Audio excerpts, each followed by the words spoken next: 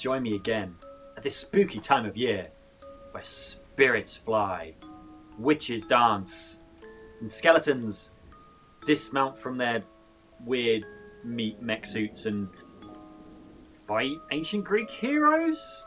I don't know. I am the hardcore gamer. Now, that's hardcore, as in...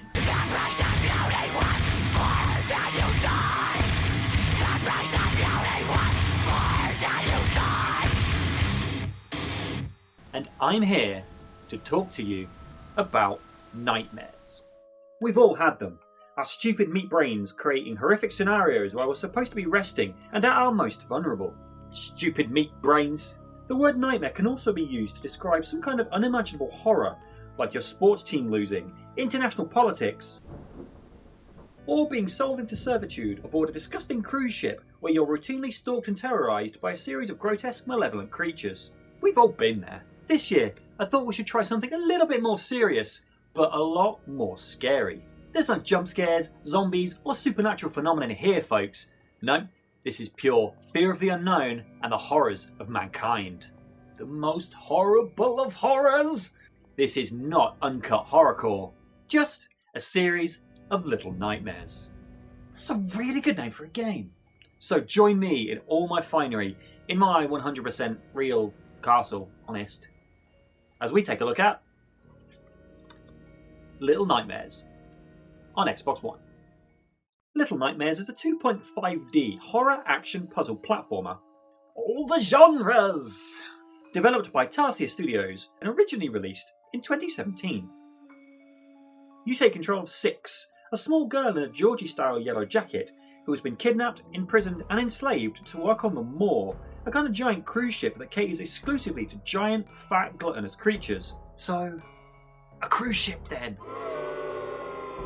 With the help of the tiny gnomes, and your real-life pudgy digits, you must use your skills to solve physics-based puzzles and evade the various horrors that live and work on the ship.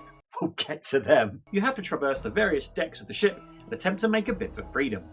Gameplay-wise, this is very similar to other puzzle platformers like the Oddworld series and Inside, although here there are a lot more full 3D areas to explore.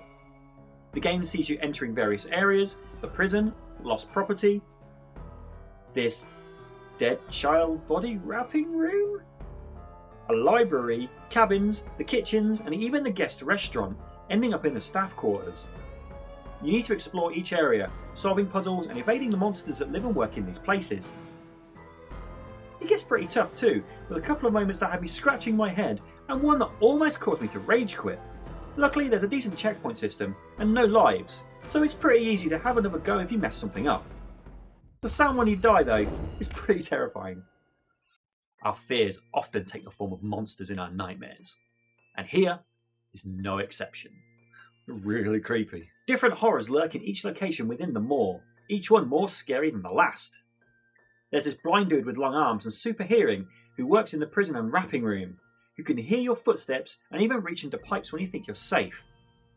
There's the fat chef twins who work in the kitchens, who will chase you and cook you if you're captured. There's the denizens of the ship, the paying customers whose only goal is to stuff their fat faces, and their gluttonous fury will cause them to eat everything in sight, including you. And there's the spooky geisha lady who approaches you from out of the darkness and can only be repelled by her own reflection. So yeah, the world is out to get you. Is it any surprise the ship is called the Moor? Graphically speaking, this game looks incredible. It does so much to create an atmosphere with so little. Environments look dark, dank and dreary, with gross stains everywhere, rust, rot, and generally just look unkempt. Lighting is used incredibly well to illuminate only what the game wants you to see, and sometimes not even that. Luckily, Six has a trusty lighter you can use to help illuminate darker areas, although it's not that bright and you will struggle to see sometimes. Rooms contain mismatched furniture, stacked books or newspapers, torn or loose carpets, and just show huge signs of wear.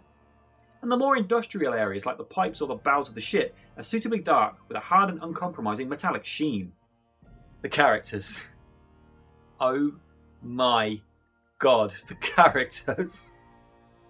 Six herself looks eye-catching and moves very well, but she's in a giant yellow raincoat, so there isn't a huge amount to her design. The monsters, however, Jesus.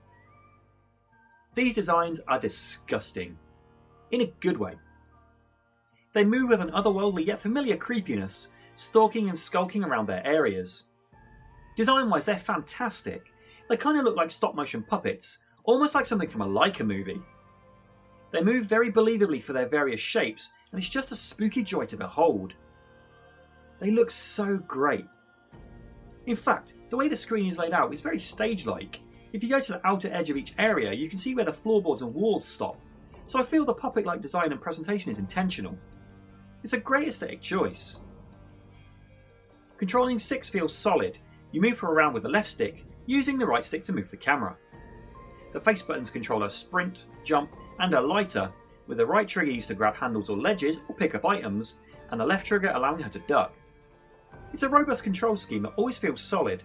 Any deaths or mistakes were down to my own feeble fleshy hands, and not the game. The story sees Six, after having a dream about the evil geisha lady, wake up in a dark room. She begins sneaking through the bowels of the moor, encountering several gnomes, small dudes with pointy hats, who will guide you through the various locations on the ship. She begins her escape, heading through the prison, where she's struck down with hunger, before a small boy offers her some bread. She continues onwards, getting captured by the long-armed blind dude, known as the janitor. She awakens and frees herself from her cage, ignoring other trapped children, sneaking past the janitor who is wrapping kids in paper to be sent to the kitchens. Sneaking through his library and using a TV to distract him while she makes her escape. She falls into a lost items tunnel and is pursued by an unseen monster before getting cornered by the janitor once again, escaping by severing his arms with a metal door. Struck once again by hunger, she is forced to eat a live rat caught in a rat trap. She makes her way to the kitchens, where she avoids the chef twins, redirects a meat delivery rail system, and makes a break for freedom.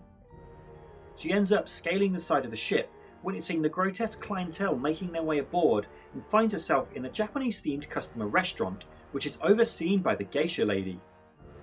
She jumps on tables and avoids the guests who want to eat her alive, but she escapes.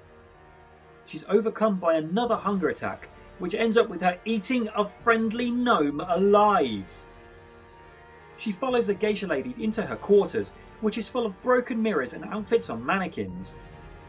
Using an unbroken mirror, she fends off the geisha lady by showing her her own reflection, and once defeated, Six, overcome by a final hunger attack, devours the geisha and absorbs her magic powers. The game ends with Six walking towards the moor's customer exit, her dark magic killing those customers foolish enough to approach her. Heads up the stairs and into the light and to freedom. A post-credit scene sees you sitting at the moor's entrance as a cargo ship approaches in the distance. Whew. I told you it was spooky. Carnival Cruise Lines? This ain't. All in all, Little Nightmares is a fantastic experience. Its creepy aesthetics and one more try gameplay urge you on to help Six in her quest for freedom. The graphics are great, especially the monster designs, and the puzzles will often have you thinking, but it's incredibly rewarding to complete a section, especially some of the more stressful ones. My only complaints will be the trial and error gameplay style. Although checkpoints are incredibly lenient and lives don't exist, you just restart after a death. Although replaying the same section over and over can get super frustrating, especially if you're still trying to figure out the solution to the puzzle at hand. While the lighting is incredibly atmospheric, some sections can seem way too dark. Even Six's lighter won't illuminate much, so that might put off some players. Saying all that though, I loved replaying Little Nightmares. It's not a long game by any stretch of the imagination. My playthrough for this clocked in at around 3 hours start to finish. Although I had played it before, I did have to remember some of the solutions to some of the puzzles, but an average first play would only be around 5 hours, so it's short, but definitely worthy of your time. It's super cheap right now on digital storefronts, and there's also a bunch of DLC I've not actually played yet, so there's a bit more to be getting on with. And there's a sequel due for release next year, so you can bet your ass I'll be getting that too. So that was Little Nightmares. It's a short but sweet, but definite gem indie title that I think you'll have a lot of fun with, especially this spooky season. Anyways, I've been the Hardcore Gamer. Join me next time for a much better video, but for now,